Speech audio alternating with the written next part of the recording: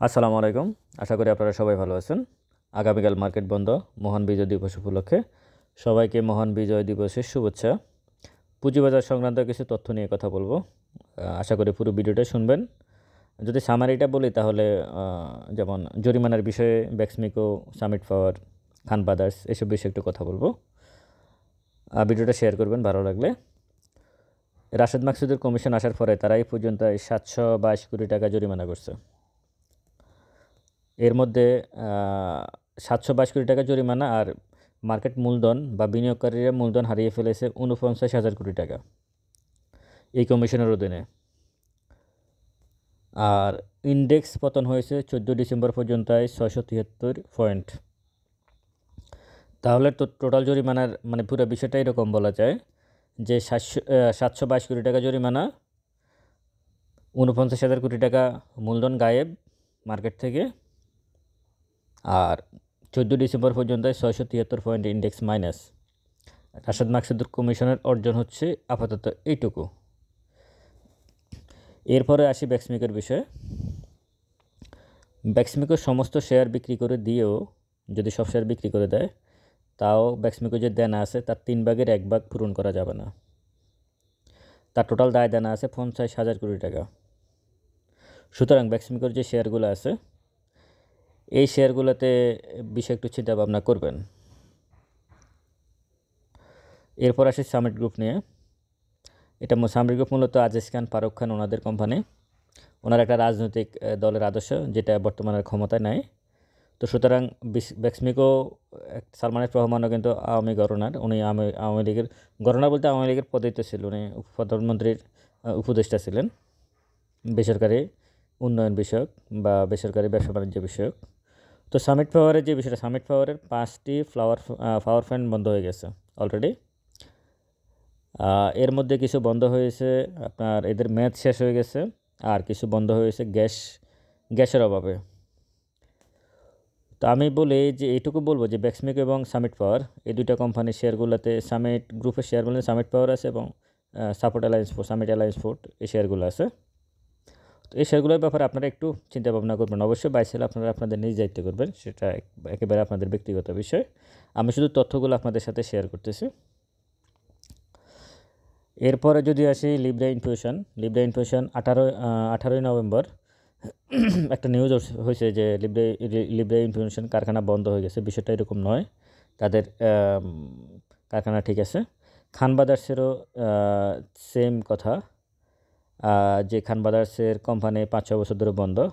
এটাও তারা নোটিশ দিয়েছে যে না, এরকম কোনো কিছু না, সবই ঠিক আছে। এর বাইরে যদি বলি, এবছরে মানে এই মাসেরই 8 তারিখ থেকে 12 তারিখ 8 থেকে 12 ডিসেম্বর পর্যন্ত মার্কেট 23,000 কোটি টাকা মূলধন হারিয়ে ফেলছে। পুঁজিবাজার এই মাসের 8 তারিখ থেকে 12 তারিখ পর্যন্ত 23,000 কোটি টাকা মূলধন গায়েব হয়ে গেছে মার্কেট থেকে। আর এর বাইরে যদি বলি, চীন, ঢাকা স্টক এক্সচেঞ্জের কিন্তু 25% শেয়ার কিন্তু চীনের কেনা আছে। তো তাদেরকে আসলে স্ট্র্যাটেজিক পার্টনার হিসেবে কতটুকু কাজে লাগাতে পারে এই বিষয়ে এখন নতুন করে আবার আলোচনা হচ্ছে। এই আলোচনাগুলো আসলে কেন হচ্ছে, কী জন্য হচ্ছে কেউ বুঝতে পারতেছে না। মানে এটা কিন্তু 20 সালের ঘটনা।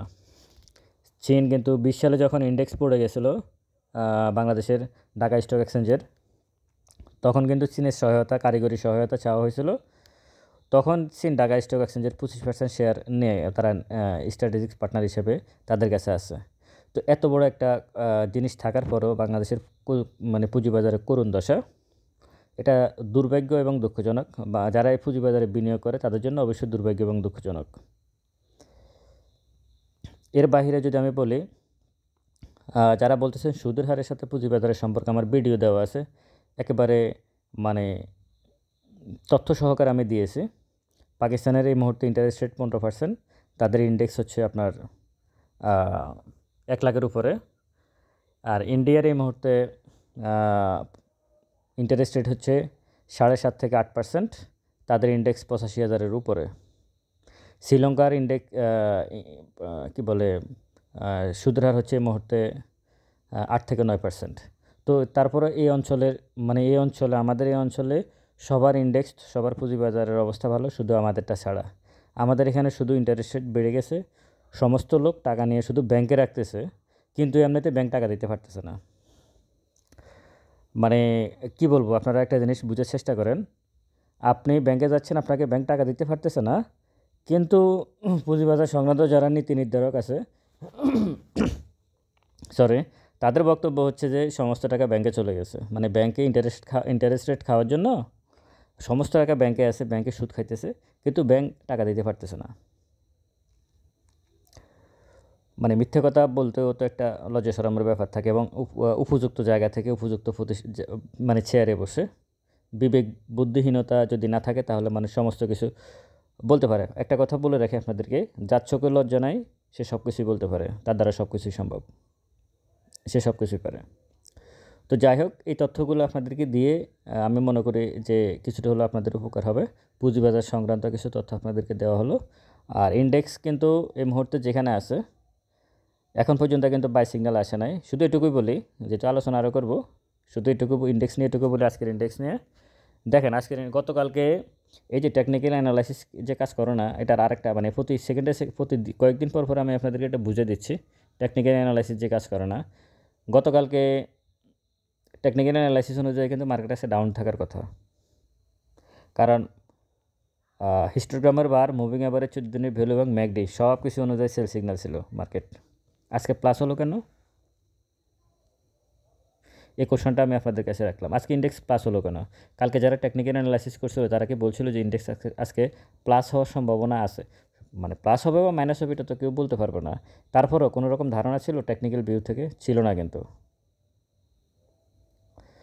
তো আপনারা সবাই ভালো থাকবেন, দোয়া করবেন, ভিডিওটা ভালো লাগলে শেয়ার করবেন। আসসালামু আলাইকুম।